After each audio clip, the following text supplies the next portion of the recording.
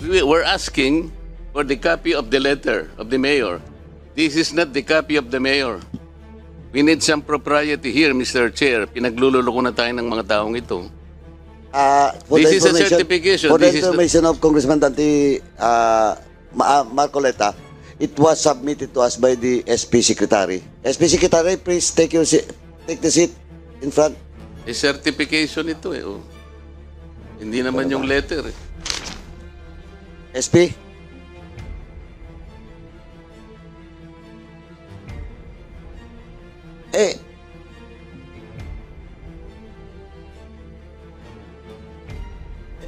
Nasaan po yung letter hindi na sinasabi request natin? namin.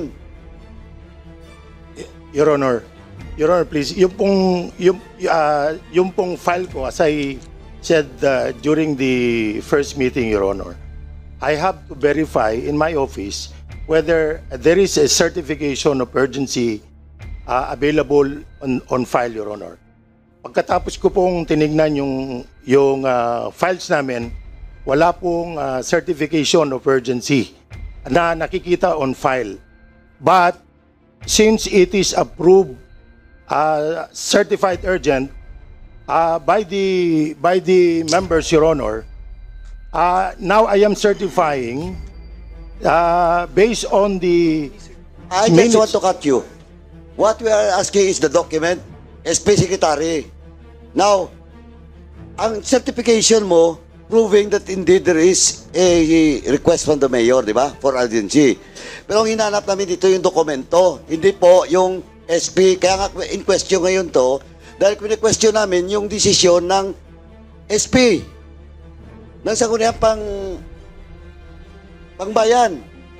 And you're telling us, what we need is the document. Now, if you don't have the document, indeed, hindi totoo po. Nagpadalang mayor. Your Honor, yung pong, let me explain, Your Honor. Yung pong, kaya nga po sabi ko nung unang hearing natin, I think I was several times asked about this, whether that certification is available in my office. During the time, I'm not very sure, Your Honor. Now, I am telling the Honorable Committee, Your Honor, after a diligent effort to find the document, I cannot find one, Your Honor. Maybe because it was not filed in my office or it was given directly to the Vice Mayor or the presiding officer during that time. But I am certifying since it is in the minutes of the meeting that it was approved, certified urgent, Your Honor. Mr. Chairman, the right protocol. Okay. Manakop has requested all the documents. Now, Chairman Manakop, pero of course, we will discuss about the submission of the SP Secretary. All those other documents, COMSEC will just check if, as of today, this morning, na-submit na ba yung mga dokumento, no? But of course, yung question of the document that was submitted by the SP Secretary, pwede natin tuloy yung pag-discussion. Mr. Chair. Sandali, one. Wait. Isa lang. Just to clarify the procedure on certifying as urgent a resolution, because I came from an LGU also. Before the mayor or the secretary can certify a resolution as urgent, there must be a letter coming from the chief executive, in this case whether the mayor or the governor, requesting the Sangguniang Bayan or the Sangguniang Panlalawigan to certify as urgent this certain resolution. Without that request, how can you certify something that was never requested before? So, malamang yan, binudo lang yan, wala namang request. Ngayon, dahil nahuli nga sila, nag-certify ngayon ng issue ng certification. That certification can always be antedated. The proper procedure, just like as the President, if he wants something, a bill passed, he certifies it urgent, he sends a letter to Congress. Ganun din po sa LGU, whether provincial government or municipal government. So in this case, you did not follow the proper procedure. How can you certify something as urgent when there was never a request from the mayor? Yun lang po, Mr. Thank you, Congressman Pimentel. Anyway, before I recognize Vice Chair Flores, Secretary, ang nirequest mo kasi last hearing, yung dokumento mismo, hindi mo nakita. Di ba? Oh. Why did you make a certification? Ang hinahanap dito sa committee, sandali. Please, wait to be recognized before you speak. Ang hinahanap dito last hearing is the document itself. Yung request, certified urgent. Yun ang hinahanap. Now, sabi mo kanina, hindi mo nakita. Then why did you certify? Because the order of this committee is to produce that document, not your certification.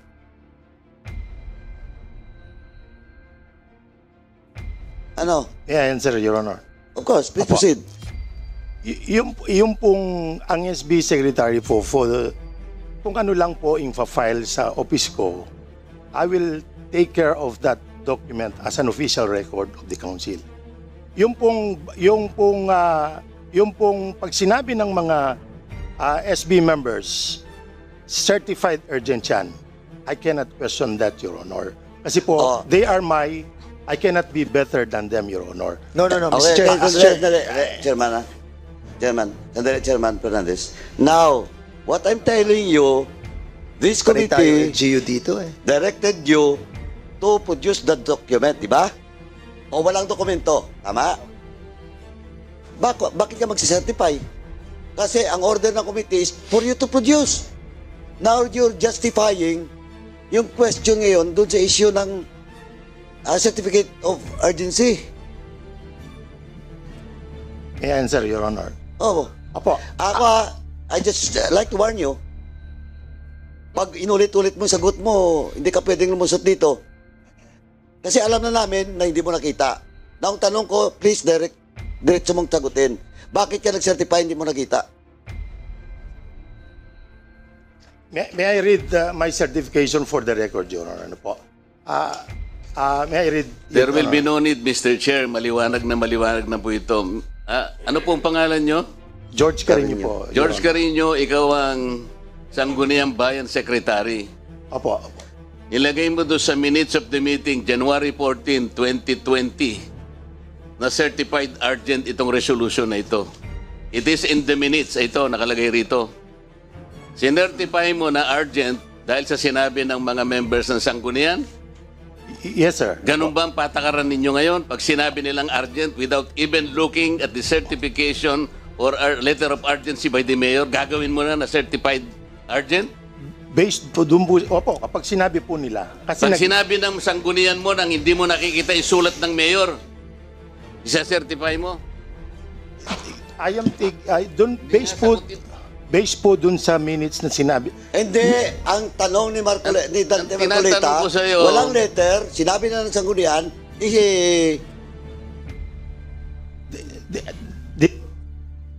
Mr. Chair, sumumpa na ba ito?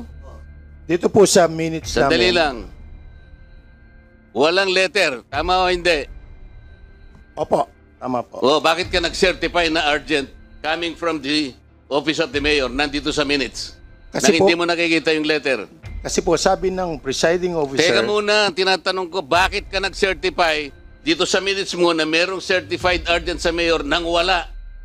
based po dun sa sinabi ng So presiding anong paniniwalaan mo? Yung letter ng mayor o yung based sa sinabi ng mga kasama mo sa konseho ninyo? With due respect, Your Honor, siyempre po kung anong sinabi ng presiding officer at kami po kaming SB Secretary o ako bilang SB Secretary, kumukuha lang po ako ng notes based doon sa mga sinasabi ng membro. That is only my job, Your Honor. Oh, andyan po si Mayor. Mayor, nandyan po kayo. Totoo po ba na wala kayong letter? Your Honor, Mr. Chairman, the honorable members of the committee. The previous meeting na po natin on February 14. Hindi nga, wala kayong letter, Wala di ba? po. I denied already that I did not issue a certified urgent. Oh, dinideny niya. Yes, Sino po opo. nagsising? Meron pong makukulong sa inyo. Either kayo o yung inyong Lahat po secretary sila ng Sangguniang Bayan. Nag-certified ako. Wala po. Lahat ng members of the councils na Pero nagsabi. Mr. Chair. Inuulit ko lang po yung nakarang nating hearing, no? I denied already the certificate of urgency of that resolution. But all of the members of the council, the Sangguniang Bayan, confirmed that I certified a copy of urgency without any documents that they can present today.